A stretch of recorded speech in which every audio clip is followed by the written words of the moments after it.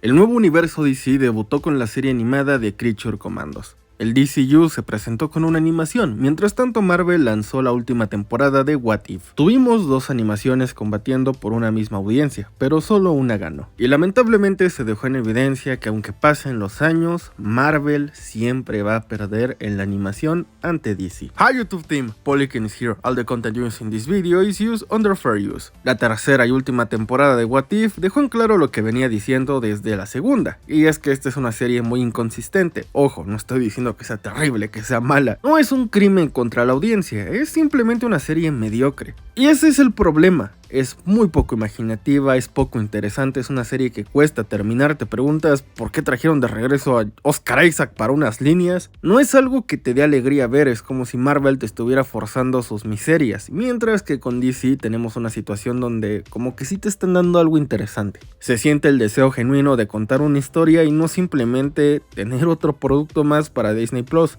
Vamos, que la situación con esta serie es que ni la palabra entretenimiento le queda, es más contenido.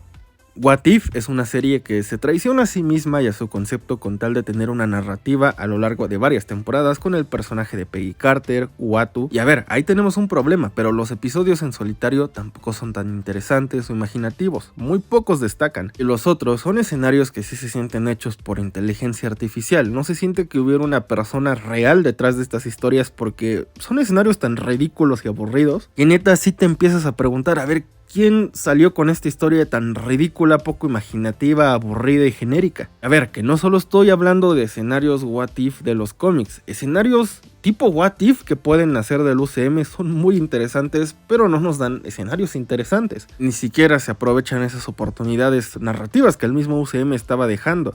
Se desaprovecha todo en esta serie animada. Y a ver, la serie no es tan terrible que ni siquiera la puedes ver, pero sí es muy aburrida y creo que eso es peor. Y a ver, estaba emocionado por Tormenta y creí que iba a ser especial, pero es un personaje que llega, y al igual que pasa con otro personaje de esta serie, este de acá, ni siquiera me acuerdo de su nombre, es hija de Howard el Pato y Darcy, y son personajes que no son interesantes y no te importan, y tú no quieres que un personaje como Tormenta no te importe. En X-Men 97 es un personaje fantástico, pero en What If no lo es. Es tratada de la manera más mediocre posible. Sí se nota cuando al escritor le importa el personaje, a Beau DeMayo le importa Ororo, y como la persona detrás de What If pues no siente ningún interés por el personaje y la trata de la manera más genérica posible.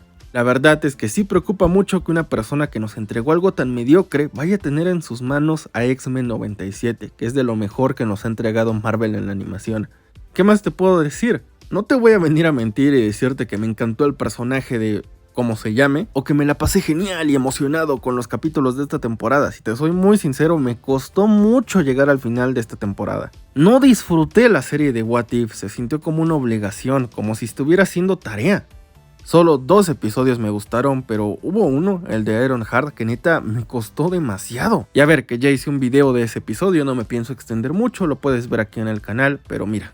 What If es una serie que era la oportunidad de Marvel de demostrar que son la casa de las ideas, y simplemente demostraron que sus ideas muy probablemente vienen de la inteligencia artificial o de un interno mal pagado, o peor aún, una persona incompetente que solo está calentando la silla y no está haciendo bien su chamba. Perdón que lo diga, y aunque se enojan los fans del UCM, si algo ha caracterizado esta era de Marvel es por ser mediocre, porque tienes detrás a gente que no tiene una historia que contar, que simplemente está trabajando por trabajar, pero no hay un deseo genuino de contar una historia. Contrasta esto con Creature Commandos. A ver, mejor no, para que no vengan con su argumento de que está defendiendo a DC y está haciendo menos a Marvel como siempre lo ha hecho. No, a ver, vamos a ser justos. Comparemos a Marvel con Marvel, y peor aún, porque este mismo año Marvel nos enseñó que sí pueden darnos buenas historias, que sí hay creativos con pasión por estos personajes y estas historias, porque X-Men 97 se convirtió en un nuevo gold estándar para Marvel, y nos dimos cuenta que Marvel en la animación tiene potencial,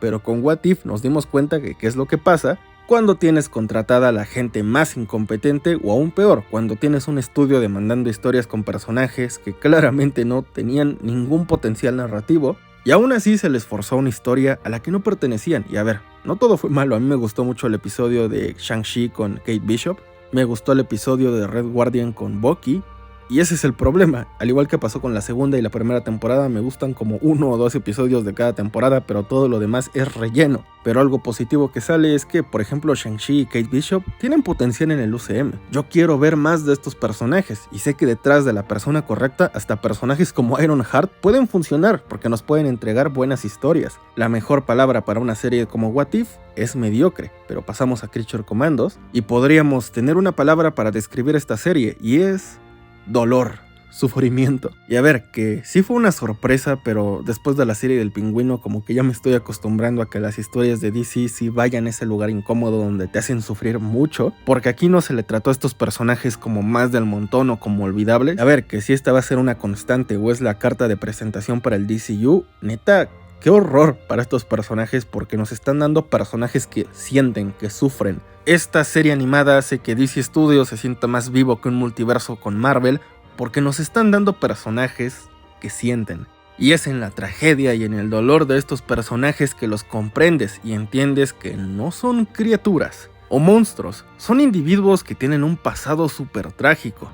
Y esto es a lo que voy con que esta es una carta de presentación muy buena para el nuevo DCU, porque nos están dando a entender, a ver, en este universo las cosas malas pasan. Y esto sí genera un sentimiento de peligro, de urgencia, que neta dices, a ver, ¿qué está pasando? Mira el episodio con Whistle, que es un personaje que yo no esperaba que trataran así. No nos hagamos patos, la manera en la que James Gunn lo presentó fue como un chiste, pero la manera en la que se elabora con este personaje sí te deja con un sentimiento bastante extraño, donde conoces a esta criatura, donde te das cuenta que no era lo que decían que era, donde no todo es blanco y negro, donde tienes esos matices grises que dan una historia mucho más interesante, donde te das cuenta que estos personajes sufren. Conoces al Doctor, conoces a Whistle, conoces a The Bride, y después, y como pasó con la serie del Pingüino, no se subestima a la audiencia. Realmente nos dicen, a ver, te encariñaste con este personaje, mira qué le pasa a tu personaje. ¿Crees que al final de la historia Rick Flag Sr. va a salvar el día con la bandera de Estados Unidos ondeando detrás de él? No, lo vamos a mandar al hospital y tus personajes van a sufrir.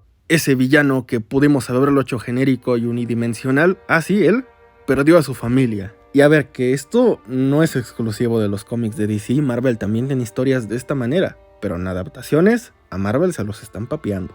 Y a ver, que aquí hay un poquito de ventaja porque James Gunn trabajó en el UCM y él sabe las carencias del UCM, sabe de las desventajas narrativas y creo que las está explotando de una manera que hace que tú como espectador digas, a ver, ¿qué es lo que las Amazonas le hicieron a Circe? O sea, yo quiero conocer más de Circe, ahora quiero ver más del mundo de la Mujer Maravilla en el DCU.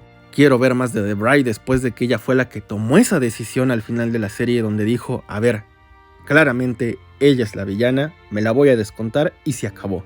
Ven a lo que me refiero con no subestimar a la audiencia. Todo el escenario de la princesa no se trata como si nos estuvieran dando una serie para personas con inteligencia muy baja o un IQ muy bajo, a las cuales no se les puede desafiar narrativamente ni un poquito, porque tienen que estar en esa seguridad de tener lo mismo de siempre, y es sacar a la audiencia de esa zona de confort y de tranquilidad donde los personajes siempre van a estar seguros, que lleva a una serie como Creature Commandos a un lugar que una serie como What If no puede acceder. Y a ver, independientemente de qué tanta audiencia haya tenido esta serie, no tenemos los números aún. La verdad es que para mí fue un gran inicio para el DCU porque deja muy bien establecido el tono y el contraste de tonos en una misma historia, por ejemplo donde tenemos la colisión de múltiples personajes, y quiero ver más de ellos, ya sea en otra temporada o en una adaptación live action. La verdad es que yo estoy muy emocionado por este nuevo DCU, y si una historia de Creature Commandos puede ser así de interesante y dolorosa, no me imagino lo que vamos a tener con Superman, un personaje que siente tanto,